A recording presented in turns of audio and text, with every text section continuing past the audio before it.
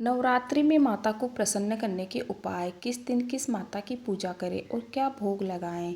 नवरात्रि में कौन सी चीज़ खरीदना शुभ है। नवरात्रि पर देवी पूजन और 9 दिन के व्रत का बहुत महत्व है। नवरात्रि के 9 दिनों में व्रत रखने वालों के लिए कुछ नियम होते हैं। साथ ही इन 9 दिनों में माँ दुर्गा के 9 स्वरूपों को उनका पसंदीदा भोग लगाकर माँ का आशीर्वाद पाया जा सकता है। उनकी कृपा प्राप्त करने के लिए माता रानी को 9 दिन प्रसन्न करना होगा। किस दिन किस माता की पूजा करें और क्या भोग लगाएं। प्रथम दिन कलश स्थापना के साथ ही प्रथम दिन माँ शैलपुत्री की पूजा अर्चना की जाती है और माना जाता है कि माता शैलपुत्री हिमालय राज की पुत्री है, इसलिए इनको सफ़ेद रंग बेहद प्रिय है। इनको सफ़ेद रंग के फूल अवश्य चढ़ाने चाहिए। इस दिन रोग मुक्ति के लिए गाय के घी से बनी चीज़ों का भोग लगाएं। दूसरा दिन, इस दिन माता ब्रह्मचारिणी की पूजा की जाती है। माता ब्रह्मचारिणी के पूजन अर्चना से व्यक्तित्व में वैराग्य, सदाचार और संयम बनने लगता है और व्यक्ति अपने अंदर शांति महसूस करता है। लंबी उम्र के लिए माँ को मिश्री, चीनी और पंचामृत का भोग लगाएं। तीसरे दिन माता चंद्रघंटा की पूजा की जाती है। कहा जाता है कि माता चंद्रघंटा की पूजा अर्चना से मानव सांसारिक कष्टों से मुक्ति पाता है। अगर किसी को शरीर में कष्ट है तो उसे माँ चंद्रघंटा की पूजा करनी चाहिए। दुख से मुक्ति के लिए माँ को दूध व दूध से बनी चीज़ों का भोग लगाएं। चौथे दिन माँ कुष्मांडा की पूजा अर्चना की जाती है। तेज बुद्धि व निर्णय लेने की क्षमता को बढ़ाने के लिए माता को मालपुए का भोग लगाया जाता है, क्योंकि माता कुष्मांडा को मालपुए सबसे अधिक प्रिय है। पाँचवें दिन माता दुर्गा के पंचम स्वरूप माता स्कंद माता की पूजा की जाती है और यह सिखाती है सफलता के लिए शक्ति का संचय और सृजन की क्षमता दोनों का होना बहुत जरूरी है। माता का यह रूप यही सिखाता है और प्रदान भी करता है और माता को केले का भोग लगाया जाता है। छठा दिन, नवरात्रि के छठे दिन माता कात्यायनी स्वरूप की पूजा की जाती है। यह स्वास्थ्य की देवी है। रोग और कमजोर शरीर के साथ कभी सफलता हासिल नहीं की जा सकती।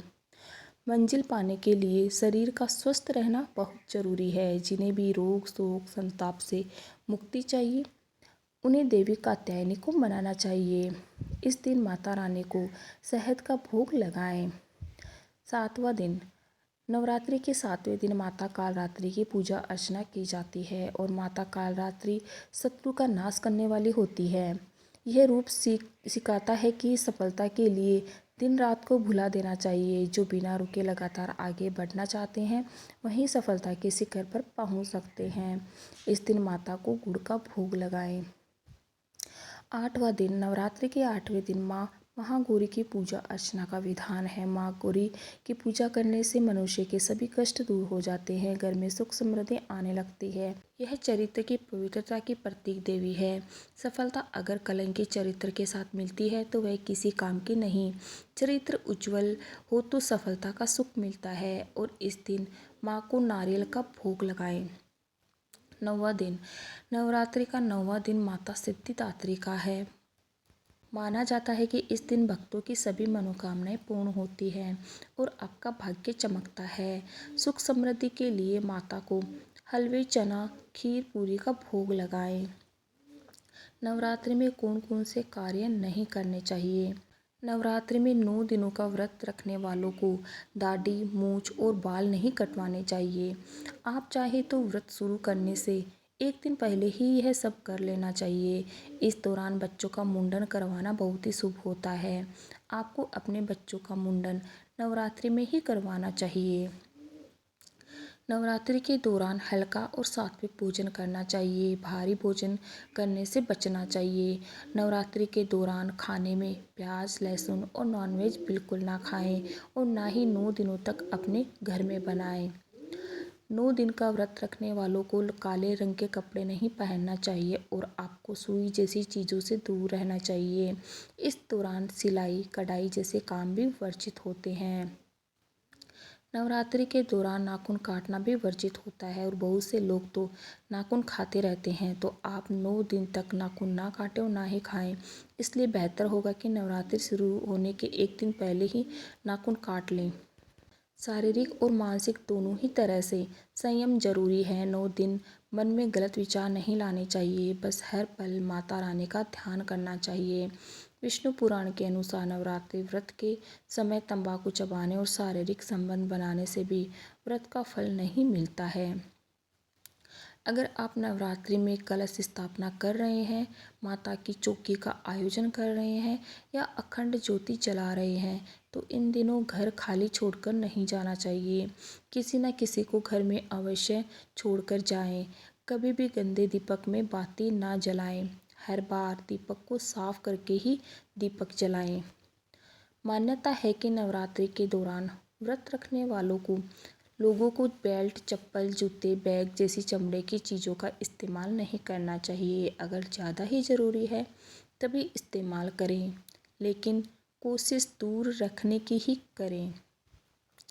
माता रानी को प्रसन्न करने के उपाय। नवरात्रि में माँ दुर्गा को तुलसी और दूर्वा चढ़ाना निषेध है। आप उनको भूलकर भी यह 2 चीज़ ना चढ़ाएं। अपने घर के पूजा स्थान में भगवती दुर्गा, भगवती लक्ष्मी और माँ सरस्वती के चित्रों की स्थापना करके उनको फूलों से सजाकर पूजन करें और नित्य उनके सामने ज्योत जलाएं। 9 दिनों तक माता का व्रत करें और अगर आपके अंदर शक्ति ना हो तो पहले, चौथे और 8वें दिन का उपवास कर सकते हैं। माता रानी आपसे प्रसन्न जरूर होंगी। माँ भगवती की कृपा जरूर प्राप्त होगी। नवरात्रि पूजन में हमेशा लाल रंग के आसन का उपयोग करना सही रहता है। आप काले रंग के आसन का उपयोग ना ही करें। आसन लाल रंग का और ऊनी होना चाहिए। अगर ऊनी नहीं है तो कोई बात नहीं, लेकिन लाल रंग का होना चाहिए। ध्यान रहे, पूजा पाठ बिना आसन के जमीन पर बैठकर कभी नहीं करनी चाहिए। लाल रंग का आसन न होने पर कंबल का आसन चाहे जितनी मात्रा में बिछाकर उस पर लाल रंग का दूसरा कपड़ा डालकर उस पर बैठकर पूजन करना चाहिए। पूजा पाठ पूरी होने के बाद आसन को प्रणाम करके लपेटकर सुरक्षित जगह पर रख दीजिए और आसन के नीचे की जमीन को स्पर्श करके अपने मस्तक पर लगाना चाहिए। पूजा के समय लाल वस्त्र पहनना शुभ होता है और लाल रंग का तिलक भी जरूर लगाएं। आप लाल चंदन या रोली का तिलक भी लगा सकते हैं। लाल कपड़ों से आपको एक विशेष प्रकार की ऊर्जा प्राप्त होगी। माँ को प्रातःकाल के समय शहद मिला दूध अर्पित करें और इस दूध को पूजन के पश्चात ग्रहण करने से आत्मा और शरीर को शक्ति प्राप्त होती है। यह एक अति उत्तम उपाय है। नवरात्रि में इन चीज़ों को घर लाना होता है शुभ। यदि आप कोई संपत्ति खरीदना चाहते हैं तो नवरात्रि के दिनों में ही खरीदें। यह बहुत ही शुभ होता है। नवरात्रि में अपने इष्ट देव की मूर्ति खरीदने और इसे मंदिर में स्थापित करने से आपको उनका असीम आशीर्वाद प्राप्त होगा। आप हमेशा खुश रहोगे। आपके घर में नकारात्मकता दूर होंगी। आप अपनी क्षमता के अनुसार सोने, चांदी और पीतल की मूर्ति खरीद सकते हैं। यदि आप इन्हें खरीदने में सक्षम नहीं हैं तो आप धातु की मूर्तियाँ खरीद सकते हैं, लेकिन यह नवरात्रि में अवश्य खरीदें। अगर आप कोई वाहन खरीदना चाहते हैं तो नवरात्रि का समय बहुत ही उपयुक्त है। ऐसी मान्यता है कि इस समय लिए गए वाहन आपका लंबे समय तक साथ देंगे। नवरात्रि के समय श्रृंगार का सामान भी अवश्य खरीदें और आप चाहो तो कन्या पूजन में श्रृंगार का सामान कन्याओं को दे सकते हैं। इससे माँ दुर्गा प्रसन्न होती है और हमें सौभाग्य का आशीर्वाद देती है। श्रृंगार का सामान आपके सौभाग्य में वृद्धि करता है और साथ ही आपको रूपवान बनाने में भी मदद करता है। इस दौरान श्रृंगार की चीज़ों को माँ दुर्गा को अर्पित करके उसे उपयोग में लें तो माँ का आशीर्वाद जीवन भर बना रहता है।